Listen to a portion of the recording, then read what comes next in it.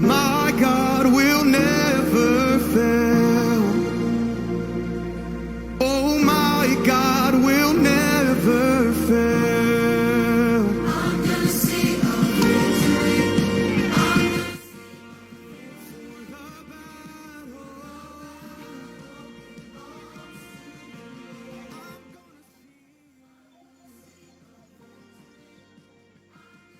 Praise God, praise God. Good afternoon to all our brethren in the Lord. Praise God while we are still have the opportunity to share the Word of God. We will share the Word of God, which is the Word of life. This is live from Hong Kong for 10 and 15 minutes. Praise God. I will greet you in the name of our Lord Jesus Christ. Gandang hapon po, Sister Roslyn. Hello, Koy. Kumusta dyan? Praise God sa Jinsan. Pastor Rondo Blas. Maayong hapon diha. Praise God. We will go back again to our short lessons. We have heard a great preaching this morning of our very good pastor, Brother Bobby Librado. And every 2 p.m., praise God, to 3 p.m., like 10 to 15 minutes, we can share short lessons. Yung mga maiksi lang po mga kapatid, habang libre pa po tayo. Praise God. So, we have no services today, and the Hong Kong government still not allow, praise God, any gathering in the church or any public places more than 2. So, I'm here to encourage you and to bless you with the words of the Lord. Yes, good afternoon, Sister Leros Dar. Hallelujah. Praise the Lord. Magandang hapon po sa lahat. Maayong hapon sa tanan. Ang Diyos magapanalangin kaninyo. O niya, ako mga pangumusta akong ipaabot diha sa tanang mga amigo, higala ug lumulupyo sa Visayas ug Mindanao nga mga bisdak. Sa lahat ng ating mga kapatiran na mga Tagalog, magandang hapon po sa inyo. Magandang hapon po kay Sister Maria Lostagok, Elena Simon, Arlene Valentin. Sister Arlene, di ka napakita dito ha? Praise God. Praise God. Brother Don Lagasca, shout out naman dyan. Of course, Brother Don. Loud and clear. Ito po yung kapatiran natin, mga kapatid, na talagang binago, tinawag ng ating Panginoon, and we are praying for His family. Sister Danilyn Cariaga, praise God. Magandang hapon po sa iyo dyan sa... Nandiyan ka pa ba sa hospital? Praise God. Hopefully, makarecover ka ng mabilis. Sister Tintin Borbor, meron tayong nanonood ngayon mula pa sa Israel, mga kapatid. Sa Ra'anana. Tama ba yung pagka-pronounce ko, Pastor? Praise God. Magandang hapon po, Pastor Nilong. God bless. Sister Jen Torrente, good afternoon. Praise God. So, meron po akong short lesson, mga kapatid, na isi-share sa inyo. Praise God, and I hope that you will be blessed. Good afternoon, Brother Grady Holcomb House. Amberlyn, I hope that everything is fine. The protection of the Lord will be upon you in US. Si Julito Gamali, ang taga-Bulisong. Praise God. Sister Lydia Buia. Sister Aluna Panganchua. Mayang hapon ni Sister Aluna. Daghan pa bang coke diha na supply ni amo? Ang hatag diha og coke. Bawal na sa imuha ang coke. Mayang hapon diha Sister Alons. Praise God. Og maayong adlaw, Domingo sa tanan. Nahibalo ko nga nahumana ang inyong mga services ganinang buntag ug doon na po yung mga services nga karon pa pong hapon. Marami pong mga services na tapos na po sa umaga at marami pa pong mga services din na sa hapon. Abangan ninyo mamayang gabi ang Nights of Praise. Praise God. Abangan nyo yung gabi. Manood po tayo sa episode nila ni Pastor Librado at ni Brother Buia, Joel Buia. At alam ko mabibless kayo sa mga awit at sa mga exhortations. Praise God. Sister Mimi Sugsi, Apple 8 Dolindo. Praise God. Musta mo diha ni Brad Celso, ang Diyos magapanalangin ninyo. Sister Marilyn Buia. Praise God. Hallelujah. So, sa walang pagtatagal po mga kapatid, praise God. At kasama natin si New Life Pearl, praise God, na nasa kanyang opisina. Good afternoon, Sister Marisa, Sister Hermie Dunggao. Pakishare na lang po, okay? Pakishare na lang kasi very short lang po ito. Exhortation lang po. At encouragement po mga kapatid. Habang naka-lockdown po kami dito sa services, pagkakataon naman po mga kapatid na magkakaroon tayo ng mga short exhortations ng katulad ng ganito. Okay? Praise God. At praise God. So ituloy po natin at meron po akong isishare sa inyo mga kapatid na salita ng ating Panginoon na atin pong mababasa.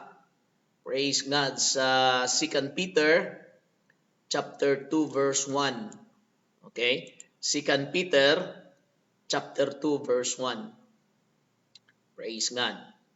But there were false prophets also among the people, even as there shall be false teachers among you, who privately shall bring in damnable heresies, even denying the Lord that brought them, and bring upon themselves swift destruction.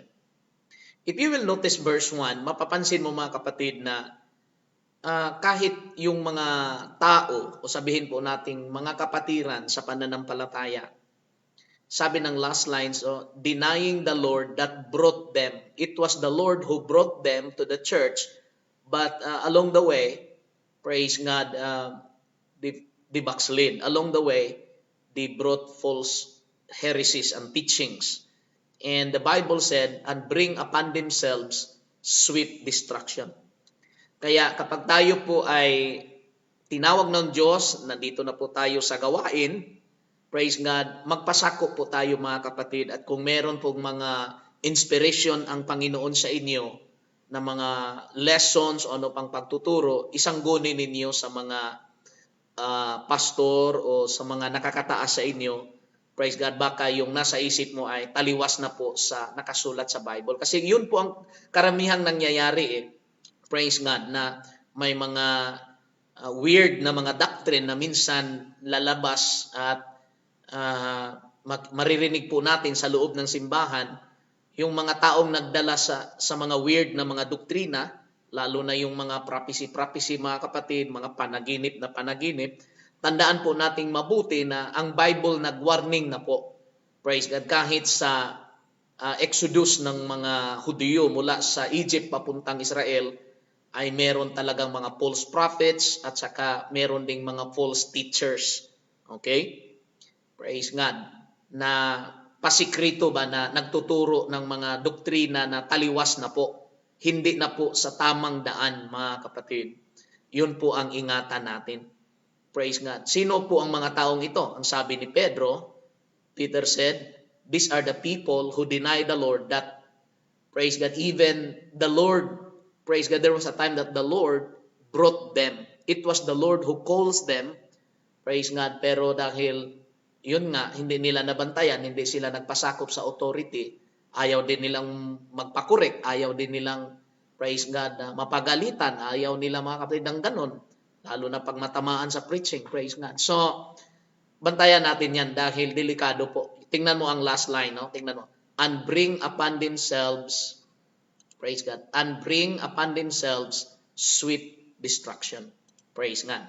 Tingnan natin ang verse 2. And many shall follow their pernicious ways. Yan po ang sad truth Praise God. Maraming susunod sa kanila mga kapatid. Sa Tagalog, ganito po ang pagkasabi.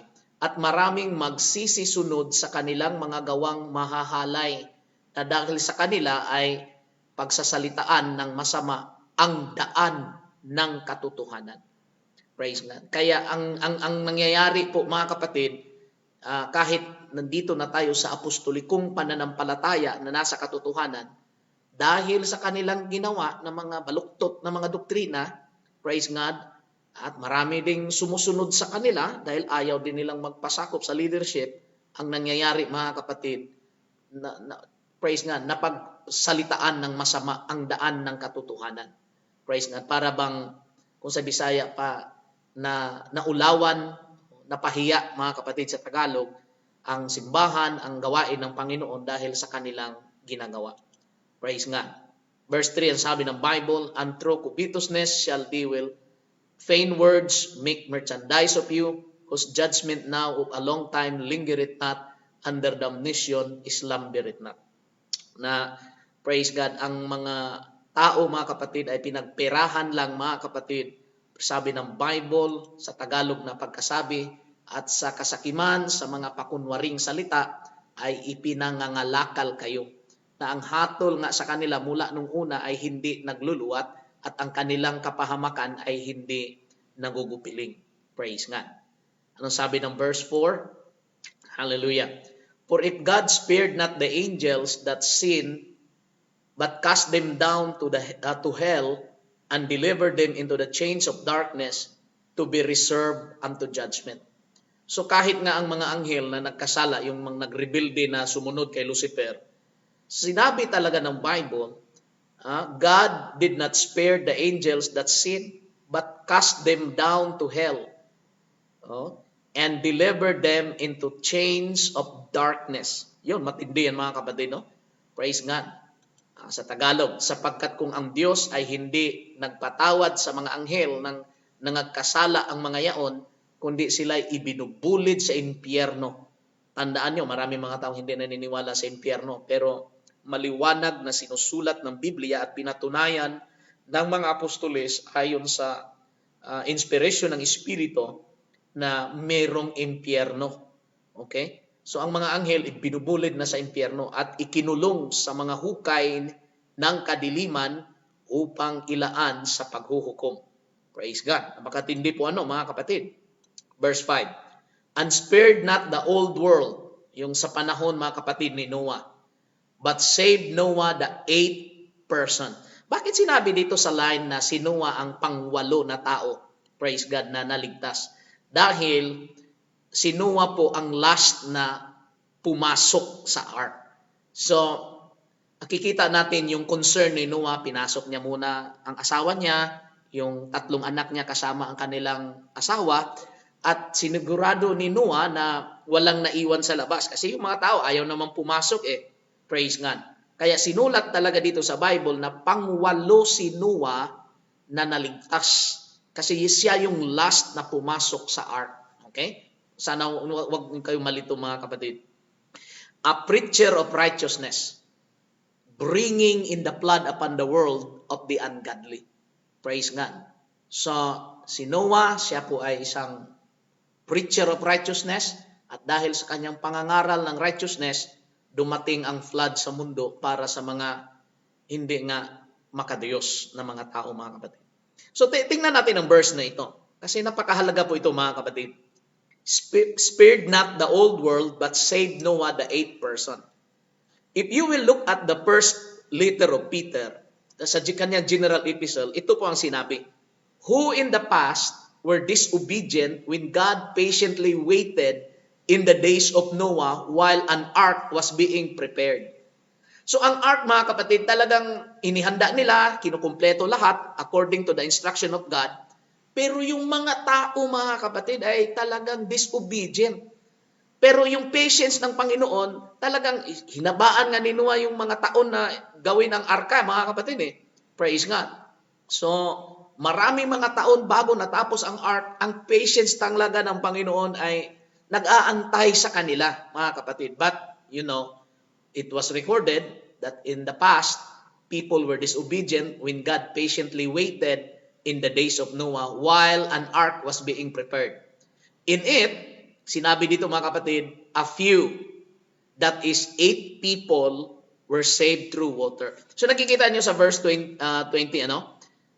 8 people were saved through water. So yung binasa natin kanina, mga kapatid, sa 2 Peter chapter 2, na nagsasabi na pangwalo si Noah sa counting, kasi siya yung last nga na pumasok doon sa ark. At yung pagpasok nilang 8 doon sa ark, naligtas sila sa pamagitan ng tubig. Praise God. Yan ang sinabi ng Bible. Ngayon, merong kahulugan yan. Sabi ng verse 21, baptism which corresponds to this now saves you. Praise God. Marami kasing nagtuturo na ang bautismo ay hindi po kaligtasan. Mali po yan. Praise God, hindi po yan biblical. Ang bautismo ay nakaliligtas. Baptism which corresponds to this, yung pagpasok pala ni Noah at yung 7 niyang kasamahan, 8 sila lahat doon sa ark, they were saved by the water. Sinabi ng Bible yun, balikan mo ha. Praise God. Okay? Nasa last line. That is 8 people were saved through water. Hindi sinabing 8 people were saved through the ark. Praise God. But through water. Bakit sinabi ng writer na ganun, mga kapatid? Dahil sinabi niya, baptism which corresponds to this now saves you. O kaya wag natin paniwalaan yung doktrina na nagtuturo ng bautismo hindi makakapagligtas. Kaligtasan, mga kapatid. Not the removal of the filth of the flesh, but the pledge of a good conscience toward God through the resurrection of Jesus Christ. Tingnan natin sa Tagalog, mga kapatid. Na ayon sa tunay na kahawig, ngayon nagligtas sa makatuwid bagay ang bautismo. Maliwanag po yun. So kung ikaw ngayon na nakikinig ay bautismado ka sa tubig sa pangalan ni Jesus, mga kapatid, magpatuloy ka lang. Pero kung hindi ka pa nabautismuhan, dahil parang nag-iisip ka na, ano na naman yan, bagong relihiyon na naman yan. Pero ang Bible nagsasabi, kailangan ka talagang mabautismuhan sa tubig sa pangalan ng ating Panginoong Jesus. Maliwanag po dito, hindi sa pag-alis ng karumihan sa laman, kundi sa paghiling ng isang mabuting budhi sa Diyos sa pamagitan ng pagkabuhay ng mag-uli ni Hesukristo. Wala na pong ibang pangalan talaga. Sa pangalan lang taga ng ating Panginoong Hesukristo. Praise God. So, atin pong ituloy, mga kapatid, ang binasa natin kanina. Nandito na tayo sa verse 5, ano? Spared not the old world, but saved Noah the 8th person. Verse 6. And turning the cities of Sodom and Gomorrah into ashes, condemned them with an overthrow, making them an ensample unto those that after should live ungodly. Alam po natin ang istorya ng Sodom at Gomorrah. Ginunaw ito, pinarusahan niya ang pagkalipol, ang mga bayan ng Sodom at Gomorrah na pinapaging abo ng maging halimbawa sa mga nagsisipamuhay na masama. So after na nangyari ang judgment ng Diyos sa Sodoma at Gomorrah, ginunaw niya ito. Nagiging abo Praise God. Para example po ito na ang mga masama, mga kapatid, ang namumuhay na walang Diyos, ang namumuhay na hindi ayon sa kalooban ng Diyos, dapat nilang tingnan kung anong nangyayari sa Sodoma at Gomorrah. Praise God. Verse 7. And delivered just Lot mixed with the filthy conversation of the wicked. At iniligtas ang matuwid na si Lot. Actually, mga kapatid, praise God, maraming mga preacher nagpipreach, mga kapatid, at para bang criticize natin si Lot palagi sa preaching. Napapansin nyo ba yun? Si Lot ay hindi lumakad ayon sa pananampalataya, walk by sight. Parang si Lot, mga kapatid, ay kontrabida sa parang ang picture na ipinalabas po natin minsan sa buhay ni Lot na failure si Lot. Praise God, bakit pinili niya ang plains instead na ganon. Pero ang Bible nagsasabi na si Lot ay isang taong matuwid. He was a just person. Kaya nga niligtas siya ng Panginoon na lubhang nahapis sa mahahalay na pamumuhay ng masama. Praise God. Ulitin ko, delivered just Lot. Praise God. At ano pa sinabi ng Bible? For that righteous man, isipin nyo verse 8. For that righteous man, sino yan? Si Lot. Dwelling among them in seeing and hearing vexed his righteous soul from day to day with their unlawful deeds. Nung nakatira pala si Lot doon sa plains, mga kapatid, sa Sodom and Gomorrah, kapag nakikita ni Lot ang mga bakla at mga tumboy, mga kapatid, yung mga mahahalay at masasamang gawa nila, praise God, sinabi ng Bible na he was vexed, he was being tortured, para bang nasasaktan siya nung nakikita niya at naririnig. Praise God, araw-araw ang mga masasamang ginagawa ng taga-Sodoma at Gomorrah. Praise God. So nakikita po natin na ito na talagang hindi kinukonsinti ni Lot, pero wala nga siyang magawa dahil siya lang mag-isa doon Praise God, na taong matuwid. Pero nanatili siyang matuwid. pero nasa gitna nga siya, mga kapatid, ng mga masasamang tao. Kaya mga kapatid, ang lesson na isishare ko sa inyo, mga kapatid, sa hapong ito, the Lord knoweth how to deliver the godly out of temptations, and to reserve the unjust unto the day of judgment to be punished. So yun po ang last line, mga kapatid, na bibitawan ko at isishare ko sa inyo. The Lord knoweth how to deliver the godly out of temptations. So sa ating mundo ngayon na ginagalawan, para na itong Sodoma at Gomora, mga kapatid, lalo na sa mga big cities, mga kapatid, praise God. Pero nandyan pa rin ang church, praise God. Nandito ang church, nandito, marami pa rin mga kapatiran na naglilingkod sa Panginoon, praise God. At darating ang araw, kukunin tayo ng ating Panginoon, praise God, sa isang tunog ng trumpeta. At kung dumating man ang mga tentasyon sa buhay natin, manatili lamang tayong gumagawa sa kalooban ng Panginoon. Dahil nangako ang Panginoon, praise God. Sinabi ni Pedro, the Lord knoweth how to deliver the godly out of temptation. We must remain godly. Praise God. Maliwanag po ba?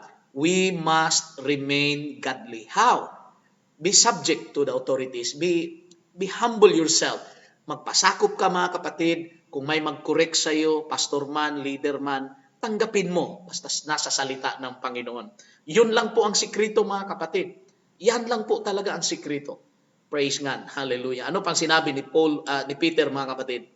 But chiefly them that walk after the flesh in the lust of uncleanness, despise government, presumptuous, and this self-will, they are not afraid to speak evil of dignities. Mga kapatid, ito po, mga kapatid, ay ulitin kong paalaala na nasabi ko na ito sa New Life.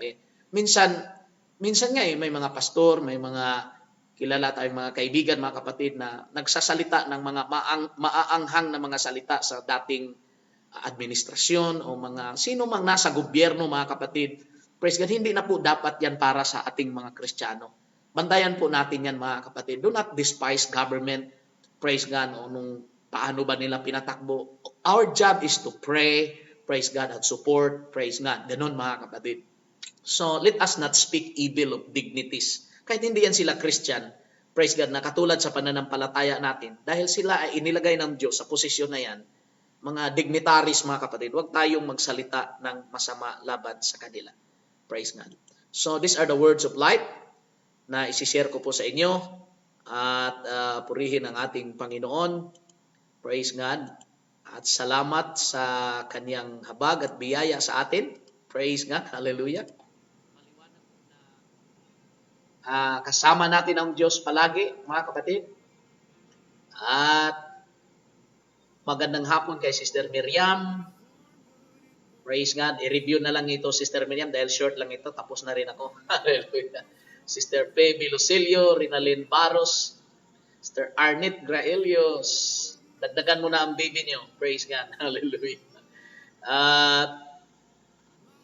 Si Anthony Elihordi Plaza. Ton, asa kakaroon ton, ni Risa Eustaquio, Antoinette, Gloria Che, Elsa Cristobal Andres, Lori Pantino, Sister Michelle Buia.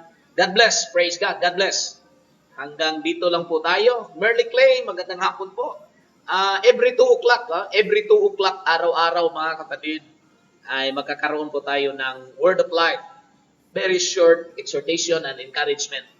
Praise God. Dahil makanti po kami, mga kapatid. Wala kami ibang ginagawa dito. Nakatambay lang po dito sa office, mga kapatid. Nagre-review, nananalangin, nagpapalo up. Ganun, mga kapatid. Praise God. At salamat sa mga kapatiran na nag-iiwan ng mga pagkain. Praise God. Hallelujah. Maraming salamat sa inyo. At si Elena Simon, magandang hapon po. So regards po sa lahat ng mga kasama ko sa gawain, mga kabatsmate ko sa Bible School. Praise God. Ang Diyos magapanalangin kaninyong tanan. O ugma sa 2:00 sa hapon. Inyo akong mapaminawan. Praise God sa Word of Life short exhortations. So kung doon mo yung mga prayer requests, praise God, i-advance nyo lang o padala. Praise God. Walang notification last Sunday and night of praise. Okay. So, mamayang gabi, antabayanan po natin ang Night of Praise. Awit po si Kisya mamayang gabi. Sa kanyang praise God. Cute na song. Praise God. Okay. So, regards po sa lahat. Keep safe. Continue to pray for us. Hallelujah. Dahil sila si Carl, ang Form 6, tuloy-tuloy ang klase nila mga kapatid. Elementary, kindergarten, elementary, at saka high school, close po. Pero ang Form 6, they continue their lessons. Praise God sa Delia. So, yun lang po mga kapatid. And let us come to prayer. Lord Jesus, thank you so much, God, of your blessings. Thank you so much, God, of this opportunity to share a very short exhortation. Bless New Life Fellowship and Macau Saints, pastoral and staff of New Life Fellowship, all ministers around the world who preach apostolic doctrine and message. God, I pray that your protection be always upon us. Thank you so much, Lord. We are excited of your soon coming. Praise God. Hallelujah. Help us to renew our mind in the power of the Holy Ghost. In Jesus' mighty name I pray. Amen and amen. Hallelujah. So,